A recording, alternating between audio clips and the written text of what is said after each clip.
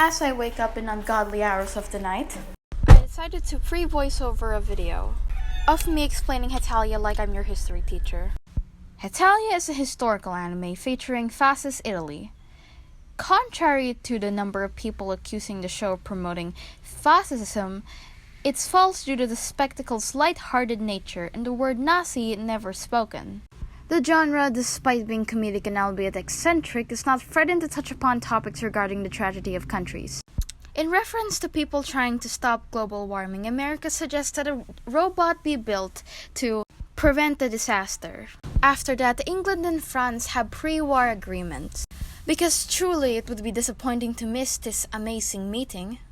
Germany, or his boss, once tried to take over the world, but Germany, being a much more sensible person, just decides to take over this meeting. He asks his friend Italia what to do, and then Italia responds by screaming pasta, which is also a code term for let's go home. With such a cleverly designed series, you'd think that the show would only have ideas for a first season.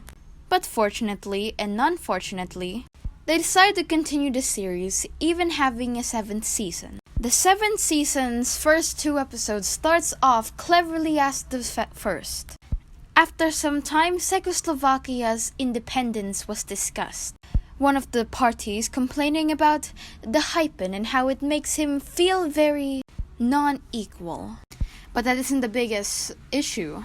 You see, both parties are very scared of Russia, but then they had a diplomatic relationship in June 1934. A few episodes later, it focuses more on the Industrial Revolution. It shows countries competing, the usage of steam power, the growth of factories, and the mass production of manufacturing goods being more popular. There are other arcs after that, but those aren't that important. It is much more on the domestic life of the countries instead of any historical information. So basically, the video ends.